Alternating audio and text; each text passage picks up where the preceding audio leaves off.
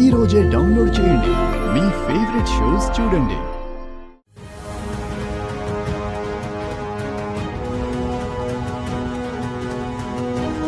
పిని పిని పిని పిని ఏంటే ఎందుకంత కంగారుగా ఉన్నావు?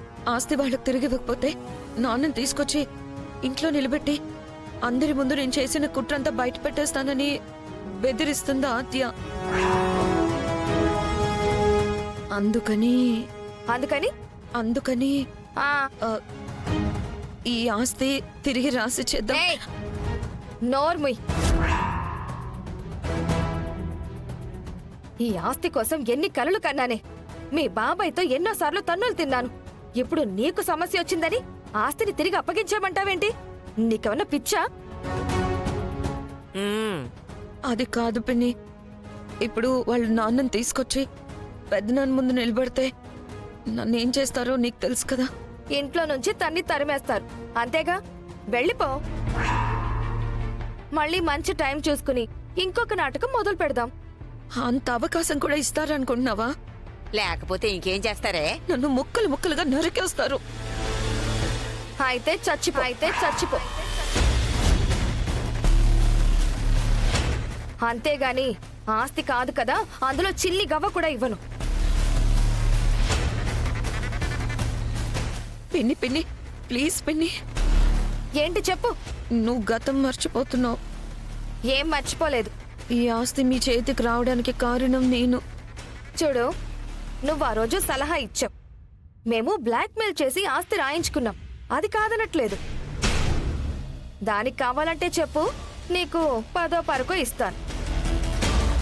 అంతేగాని నీ కారణంగా ఆస్తి వచ్చేసింది కదా అని ఆస్తి మొత్తం తిరిగి ఇచ్చేస్తానా ఏంటి? మరీ నేనేమంత పిచ్చిదాన్ని కాదు. అది కాదు పిన్ని.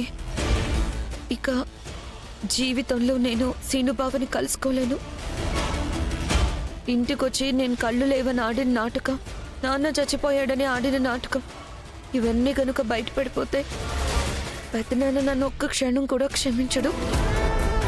ఇంతవరకు నేను చేసిన శ్రమ అంతా బూడిదలో పోసిన పన్నీర్ అయిపోతుంది పిన్ని. బూడిదలో పోసిన పన్నీర్ అయితే నాకేంటి, జీవితాంతం నీకు కన్నీరు మిగిలితే నాకేంటి? పిన్ని పిన్ని ప్లీజ్ పిన్ని, నా మాట విని పిన్ని. నాకు శ్రీనుబాబుకి పెళ్ళైన తర్వాత నేను ఎలాగైనా ఇంట్లోనే ఉంటాను కదా. ఎలాగైనా సరే మళ్ళీ ఎలాగైనా సరే ఈ ఆస్తి నీకు తిరిగి వచ్చేలా చేస్తాను. ఉమ్, నా మాట నమ్ము పిన్ని. అయినా నా తెలివితేటల మీద నీకు నమ్మకం లేదా? ప్లీజ్ పిన్ని, ప్లీజ్ ప్లీజ్ ప్లీజ్ పిన్ని. కావాలంటే నీ కాళ్ళు పట్టే. లే. ఏంటిది? చేతిలో ఉన్న ఆస్తిని వదులుకుని మళ్ళీ దానికోసం గోతికాడ నక్కలా ఎదురు చూస్తూ కూర్చోలేను. అయినా అదంతా నా వల్ల కాదు. నువ్వేం చేసుకుంటావో నీ ఇష్టం. నేనైతే మాత్రం ఆస్తి తిరిగిచ్చే ప్రసక్తే లేదు. పిన్ని పిన్ని అంతే. ప్లీజ్ పిన్ని. అమ్మమ్మ నువ్వైనా చెప్పమ్మమ్మా. ఏమని చెప్పమంటావే? కొండంత ఆస్తి అలా చేతికొచ్చాక ఎవరైనా తిరిగిస్తారా? నువ్వు మీ సీనుబావని కాకపోతే ఇంకెవరినైనా చూసి పెళ్లి చేసుకో. అమ్మమ్మ, నా కంఠంలో ప్రాణం ఉన్నంత వరకు నేను శ్రీనుబాబుని తప్ప ఇంకెవరిని భర్తగా ఊహించుకోలేను.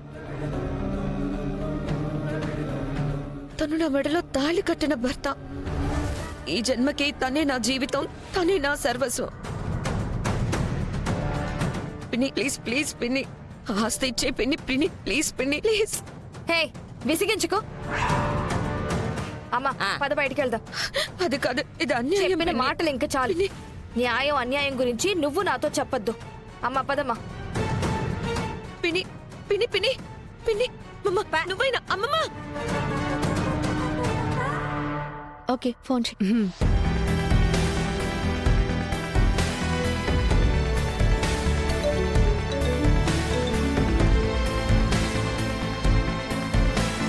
చేంటి ఎంత దూరం వచ్చింది?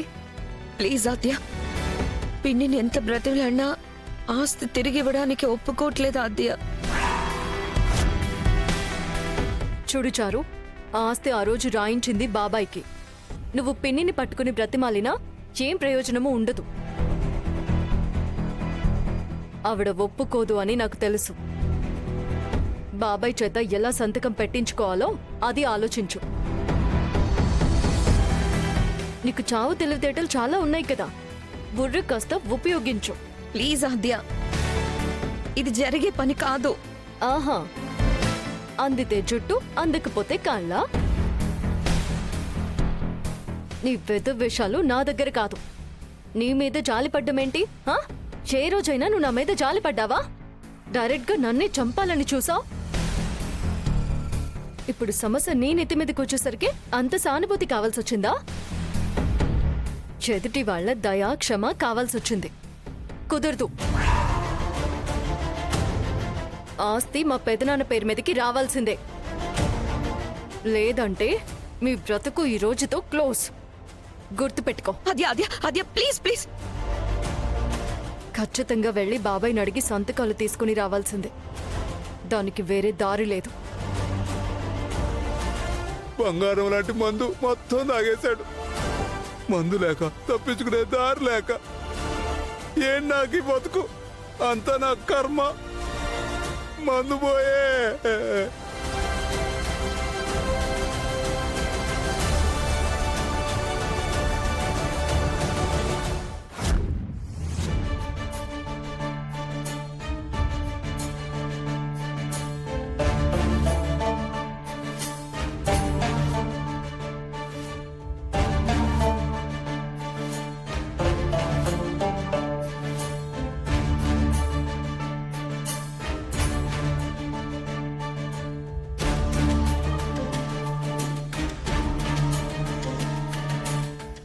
అమ్మా, నాకేమైంది? పెద్ద హీరోలాగా బంగీ జంప్ చేసావు కదా, విరిగిపోయిన కాళ్ళు చేతులకి ఇప్పుడే కట్లు కట్టారు. అవునా? అబ్బా, అమ్మా. నానా, అమ్మని భయపెట్టుకో. అంటే నా కాళ్ళు చేతులు ముక్కలు ముక్కలయ్యాయా? లేదత్తయ్య, లైట్ గా ఫట్ ఫట్ మని సౌండ్ వచ్చింది అంతే. భయపడాల్సిందేమీ లేదు. లైట్ గా బోన్స్ ఫ్రాక్చర్ అయ్యాయంతే. కాకపోతే నెల రోజులు అస్సలు మనిషి కదలకూడదు. బెడ్ రెస్ట్ తీసుకుంటే సరిపోతుంది. నువ్వేమైనా చిన్నపిల్లవా? ఈ వయసులో రామకృష్ణ అంటూ ఏ గుడికో వెళ్లి దర్శనం చేసుకోవాలి గాని ఇలా కొండలో గుట్టలో అవసరమా నీకు?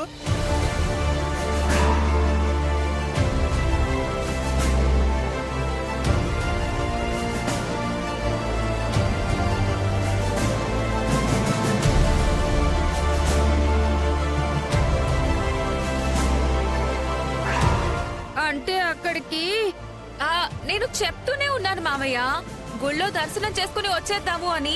నా మాట వింటే కదా. ఆ కొండెక్కి ప్రకృతిని ఆస్వాదించొచ్చు, గుడి ఇంకా బాగా కనిపిస్తుంది అని తీసుకెళ్ళింది. ఇదేంటి ఇలా మాట మార్చేసింది?